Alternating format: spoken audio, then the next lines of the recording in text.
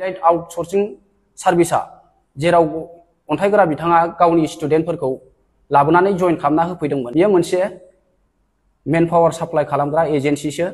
बेयो जेबो रोखोमनि नार्सिं बा सोलोंथाइजों जेबो लोब्बा गैया। बियो गावसिनि यशोदा हस्पिटालाव गुबुन गुबुन खामानिनि थाखाय थिसनजानाय थार्ड पार्टी खामानि मावग्रा भेन्डरसो। खुलुमबाय नोंथांमोनखौ गासैखौबो आं चेनेलाव फिन बरायफिननाय थाबाय। थ' लोगोफोर, नोंथांमोना थाम्बनेल आरो टाइटेलखौ नायनानै एसे हमनो हाखाबाय जानांगौ। दाखालि बावैसो नोंथांमोना ससियेल मिडियायाव नुबोगासिनो दङ जोंनि ओनसोलनि बर' लाइमोन सिख्लाफोरा नार्स कर्स खालामनो थांनानै जाबायदि हालाय हाफाय जानांबाय आरो बेनि सायाव अन्थाइगोरा नार्जारिया जाबायदि बाथ्रा बुंदों। दिनै बिथांनि बुंनाय बाथ्राफोरखौ तेलेंगाना बड' वेलफेयार एस'सिएशना खौरांगिरि मेल खुंनानै बिथांनि सायाव माखासे बाथ्रा बुंदों आरो जेराव बिथांनि माखासे बुंनाय बाथ्राफोरा नंखाय होननानै बुंदों। बिथाङा नार्स कर्स खालामनायजों जेबो सोलोंथायाव लोब्बा गैया होननानै बुंदों। बिथाङा गुबुन सासे खामानि मावफाग्रा होननासो बुंदों। थ' तेलेंगाना बड' वेलफेयार एस'सिएशना बिथांनि सायाव माखासे बाथ्रा बुंदों। थ' बिथांमोना मा बुंदों नोंथांमोना नायनानै लाग्रोदो। खुलुमबाय मानगोनां बर' रायजो राजा नोंथांमोन। दिनै जों तेलेंगाना बर' वेलफेयार एस'सिएशननि जानानै इसिं इनस्टिट्यूटनि बिगोमा अन्थाइगोरा नार्जारि बिथाङा बावैसो खालामनाय प्रेस मिटनि सायाव फंनैसो बेखेवना होनो सानदों। बिथाङा क्लेम खालामनायनि सायाव जों मोनफा मोनफा बेखेवनो लादों। बेखौ जों फुलि इनभेस्टिगेशन खालामनायनि उनाव बेखेवनो लादों। गिबियाव इलाइट आउटसोर्सिं सार्भिसा जेराव अन्थाइगोरा बिथाङा गावनि स्टुडेन्टफोरखौ लाबोनानै जइन खालामना होफैदोंमोन। बेयो मोनसे मेन पावार साप्लाइ खालामग्रा एजेन्सिसो।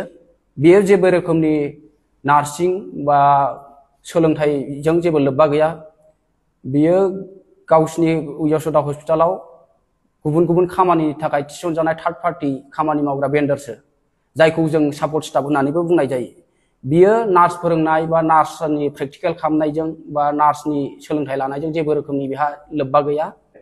अन्थाइगोरा नार्जारि बिथाङा क्लेम खालामदों जे गथ'फोरखौ यशोदा हस्पिटालाव सानथामनि ट्रेनिं होफैदों होननानै। बियो जेबो रोखोमनि नार्सजों सोमोन्दो थानाय बा जिएनएम बा जिडिएजों सोमोन्दो थानाय जेबो ट्रेनिं नङा। बेयो मोनसे मोनफ्रोम सापर्ट स्टाफ एबा भेन्डर स्टाफखौ क्लाइन्ट लकेशनाव होनाय मोनसे बेसिक फायार सेफ्टिनि ट्रेनिंसो। बियो सोलोंथाइजों जेबो लोब्बा गैया आरो बियो यशोदा हस्पिटालजों जेबो लोब्बा गैया। बे ट्रेनिंखौ मोनफ्रोम कम्पानियावनो होनाय जाखायो। बेखौ ट्रेनिं होननानै बुङा, बे फायार एन्ड सेफ्टिनि मोनसे ट्रेनिंसो इन केस अफ इमारजेन्सिनि थाखाय बाहायनो थाखाय। अन्थाइगोरा नार्जारि बिथाङा यशोदा हस्पिटालनि जाय गावजों रायलायबाय थानायखौ मेनेजार होननानै सिनायथि होबाय थादों, यशोदा हस्पिटालनि मेनेजार होननानै। बिथाङा यशोदा हस्पिटालनि रावबो मेनेजार नङा। बियो इलाइट आउटसोर्सिं सार्भिसजों थिसनजानानै दोननाय सासे यशोदा हस्पिटालाव खामानि मावग्राफोरखौ नायग्रा सासे सुपारभाइजारसो। बिथाङा रावबो मेनेजार नङा।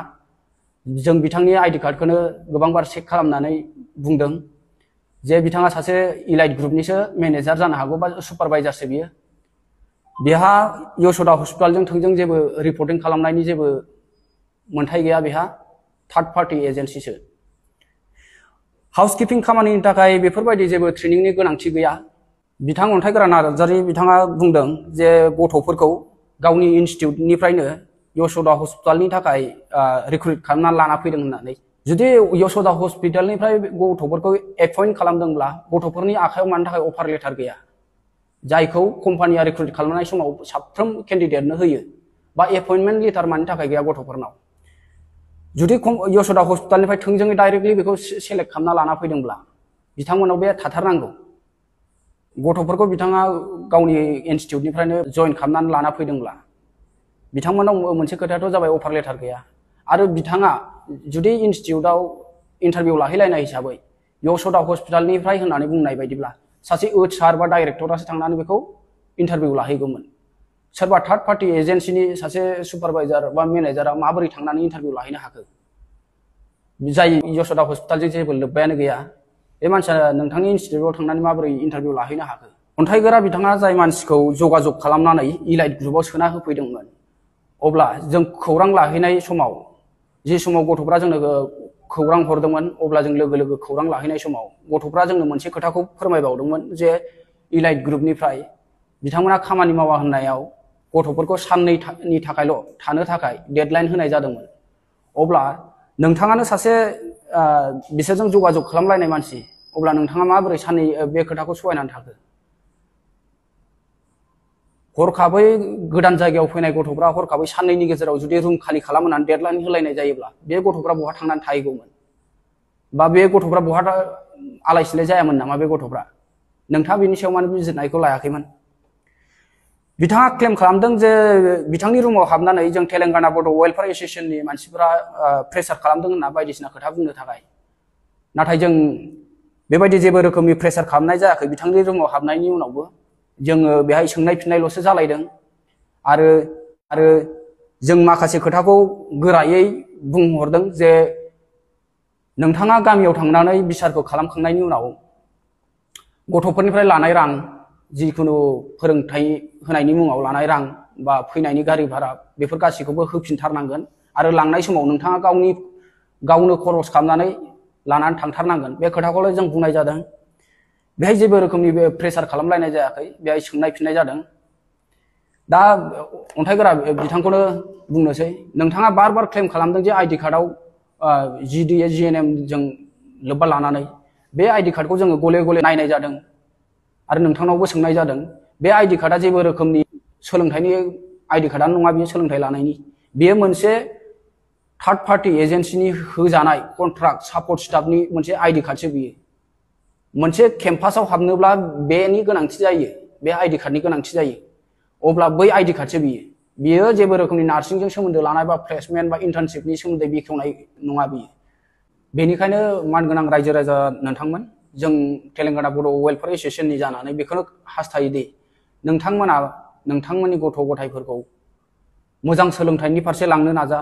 बेफोरबायदि सोरनिबा भिडिअ, सोरनिबा इउटिउब बा सोरनिबा फोसावनाय एड रानिं खालामनायाव थांनायनि सिगां नोंथांमोना गावसोरनो खेबसे गावनो रिसार्च खालामनानै बेनि सोमोन्दै जइन जानाया मोजां। जों बेखौ लुगैया जे जोंनि सोरबा बर' फिसाफोरा फैनानै बेफोरबायदि गोजान जायगायाव हाथा हारामा आलाय सिलाय जाफैनायखौ जों लुगैया। दिनै जों बे माखासे गथ'फोरखौ खौरां मोननानै जेरैबायदि उदां खालामनानै दैथायहरबाय, नेक्स्ट टाइमाव जुदि बेफोरबायदि सोरबा गथ'फ्रा जेराव जों मोनहैस'यै जायगायाव मोनहैफ्रांनानै आलाय सिलाय जाहैयोबा नोंथांमोननि गोसोआनो माबायदि मोनगोन? सोलोंथाइ लानायनि मुङाव आथिखालाव माखासे बिजनेस बायदिबो सोलिसै। बुंनो थाङोबा फैसा जानानै, फैसा लानानै, मोजां खोथा बुंनानै फुस्लायग्रा, जइन खालामनानै होग्रा, बेफोर खोथाफ्राव नोंथांमोना गोदोनो नाङा, गोजावनो नाङा। नोंथांमोना जइन जानायनि सिगां बिमा बिफाजों खेबसे रायज्लायनानै नाय, बिसोरनि सुबुरुन ला, बिसोर मा बोसोन होयो। बिसोरबो नोंसोरखौ मोजांनि थाखायसो बुंगोन। आरो जुदि बिमा बिफाया मोजाङै बुंस्लाबनो हायाखैब्ला नोंथांमोना सोरबा ओनसोलनि गोरों गोरा, गामिनि गोरों गोरा सुबुंफोरनाव खेबसे सुबुरुन ला, माबायदि जागोन थांनायनि सिगां। आरो बेखौनो बुंनो सानो जे हाउस किपिं मावनो थाखाय जेबो रोखोमनि ट्रेनिंनि गोनांथि गैया। नोंथाङा बेखौ फैनानै जिखुनु कम्पानियावनो हाबनानै, एजेन्सियाव हाबनानै डाइरेक्टलि जइन जानानै मावनो हायो। दा हाउस किपिं खामानिखौ इसिबां गिदिर खामानि होनलायना साननो नाङा। नोंथांमोना बेफोरबायदि फैसा होलायनानै हाउस किपिं मावनो थाखाय जेबो गोनांथि गैया। नोंथांमोना बेखौ बबेबा जायगायाव, ओनसोलाव, नोगोरमायाव थांनानै गावनो हारसिङै जइन जानानै मावनो हायो। दिनै जेरैबायदि इस्टिं इन्स्टिटिउटनिफ्राय गथ'फोरखौ फरायनायनि मुङाव लाबोनानै बेबायदि मोनसे एजेन्सियाव, थार्ड पार्टि एजेन्सियाव सोनानै बिथाङा क्लेम खालामगासिनो जे नोंथांमोनखौ फरायहोदों होननानै। नाथाय बियो जेबो रोखोमनि सोलोंथाइजों लोब्बा गैयामोन। बे एजेन्सिया जाय मोनसे थार्ड पार्टि एजेन्सि, खामानि मावहोग्रा, मेन पावार साप्लाइ खालामग्रासो, गिबियाव बुंखानाय बायदि। बेनिखायनो नोंथांमोना फैनायनि सिगां एसे सानै हयै फै, बिजिरनानै फै, जाहाथे नोंसोर इयुनाव नोंसोरनि फरायनाय लाइफआ गाज्रि जाया, बरबाद जाया। बे बैसोआव 18-19 बोसोर बायदि बैसोआव नोंथांमोना फरायनानै सोलोंनानैसो लानांगौ। आरो हाउस किपिं बा बेफोरबायदि माबा मोनसे खामानिफोरनि फारसे गोसो होनो नाङा। नोंथांमोना मोजाङै फराय, गोजौ सोलोंथाइ ला, मोजां खामानि माव। नोंथांमोना इसिबां जुदि माबा मोनसे कर्स सोलोंनो गोसोबा आथिखालाव गोबां अनलाइन कर्सफोर मोनो। बेफोरखौनो सोलोंना लानो हायो। जेरैबायदि बेफोरनिफ्राय सोलोंनानै लानो हागोन। बेफोरबायदि सोरनिबा बुंनाय गोदै रावाव गोजावनानै गावनि फरायनाय जिउखौ आसखान्दा खालामनानै लानो नाङा फरायसुलिफोर आरो बिमा बिफाफ्राबो नोजोर हो। जोबनायाव जों तेलेंगाना बड' वेलफेयार एस'सिएशननि जानानै नोंथांखौ गोख्रों रावै बेखौनो बुंनाय जायो दि इयुनाव जाहाथे नोंथांनि केसखौ जों नैथिबार बिजिरनो दा मोनथों तेलेंगाना रायजोआव। खुलुमबाय, गोजोन्थों।